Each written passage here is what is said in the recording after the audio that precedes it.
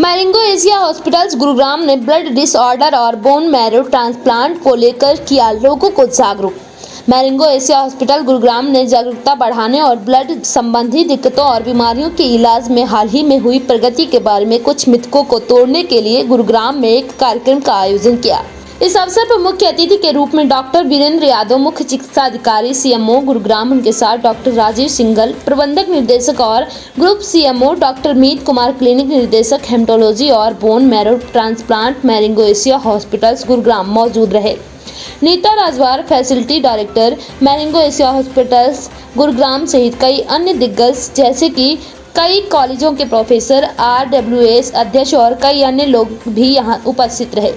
मुश्किल से 10% आबादी ब्लड से संबंधित बीमारियों के लक्षण और उपचार के तरीके के बारे में जानती है।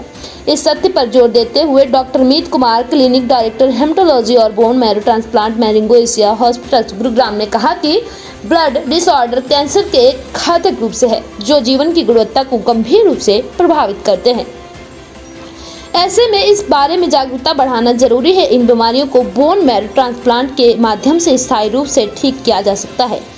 हाल ही की तकनीकी प्रगति के साथ ब्लड से जुड़ी समस्याओं जैसे कि यूकिड leukaemia, multiple myeloma, plastic anaemia, thalassaemia major, sickle cell रोग और विभिन्न अन्य कैंसर का इलाज अब बोन मैरो ट्रांसप्लांट से सफलतापूर्वक किया जा सकता है।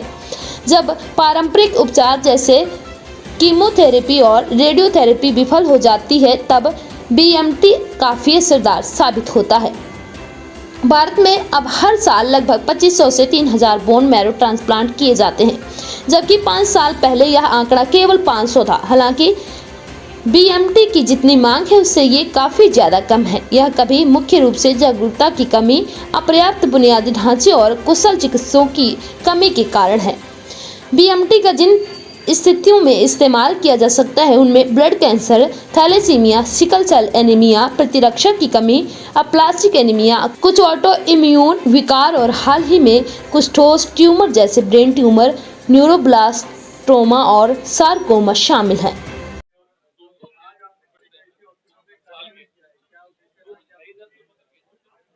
मेरा नाम नीता राजवार है।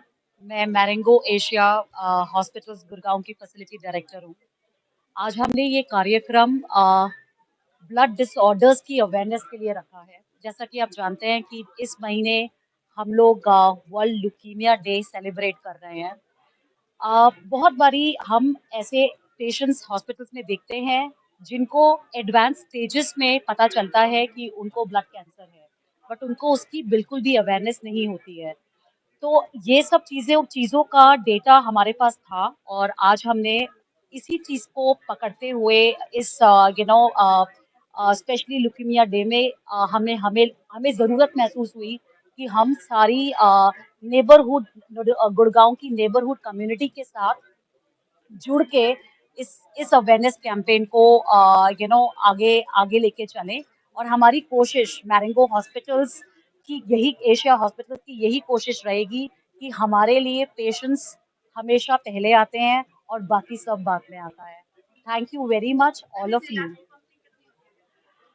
इसकी कॉस्टिंग एक बोन मैरो ट्रांसप्लांट 10 लाख से 20 लाख तक के बीच में की कॉस्टिंग होती है।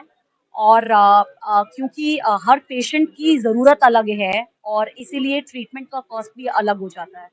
जी, सबसे पहले तो मैं मैरिंगो एशिया हॉस्पिटल की तारीफ करना चाहूँगा। उन्होंने एक ऐसे टॉपिक को छुआ जो बहुत आने वाले दिनों में ना केवल बहुत इम्पोर्टेंट रहेगा। पहले ये चीज़ें अगर मैं बात करूँ बोन मैरो ट्रांसप्लांट के ऊपर जो डिस्कशन हुआ, एक वक्त ऐसा था जो सिर्फ शायद हिमेटोलॉजिकल डिसऑर्डर्स के लिए ही बात हो रखी थी। अगर इनिशियली तो अगर थैलेसीमिया पर ही मेन फोकस रहा, उसके बाद चीज़ें यहाँ तक बदली कि अब ल्यूकीमियाज और बाकी ब्लड कैंसर के अलावा इवन हीमोपोएटिक सेल्स या स्टेम सेल्स का वो जमाना आया है कि चीज़ें और कैंसर्स में भी इसका इफेक्ट देखने को मिलेगा। तो सबसे बड़ी बात अभी तक, जैसा मैंने अभी अपने जब मैं जो बात कह रहा था रख रहा था उस वक्त भी बताई, हमें सबसे ज़रूरी इसमें चीज़ ये है कि लोगों को अवेयर करना। क्योंकि जहाँ तक मुझे लगता है कि अगर फैमिली से या सिबलिंग से भी अगर हम बोन मैरो ट्रांसप्लांट या डोनर्स की बात करें तो हार्डली 30% हम अपनी रिक्वायरमेंट पूरी कर पाते हैं। यानी बाकी 70% की जो हमारी रिक्वायरमेंट है वो हमें दूसरे लोगों से चाहिए होगी बोन मैरो। तो हमें एक ऐसे प्रोग्राम से एक मुहिम चलाने में मदद मिलेगी जहां हम लोगों को अवेयर कर पाएंगे। लोगों में जब अवेयरनेस होगी तो वो बोन मैरो यानी अपनी मैरो को डोनेट करने के लिए तैयार होंगे और हम एक पूल बना सकेंगे, तो डोनर पूल बन सकेगा। मैं लोगों से एक रिक्वेस्ट करना चाहूंगा कि ऑर्गन डोनेशन की तरह ही एक मैरो डोनेशन जो है वो भी होनी चाहिए। उस पर भी हमने शायद संभवतः इतना डिस्कशन नहीं हो पाता, इसलिए आज मौका मिला। मैरिंगो हॉस्पिटल ने, एशिया हॉस्पिटल ने, अगर डब्ल्यू प्रतीक्षा की बात करें तो इन्होंने अगर आगे आके एक अवेयरनेस जनरेट करने की कोशिश करी तो वो एक बहुत अच्छी पहल है। और ये इतना टीडियस प्रोसीजर नहीं है। आपको अगर आप अपनी मैरो डोनेट करते हैं तो हार्डली 7 to 10 डेज में आप अपनी जो है मैरो की, आपकी खुद की मैरो की रिकवरी, जैसे ब्लड की रिकवरी होती है उसी तरह से हो जाती है।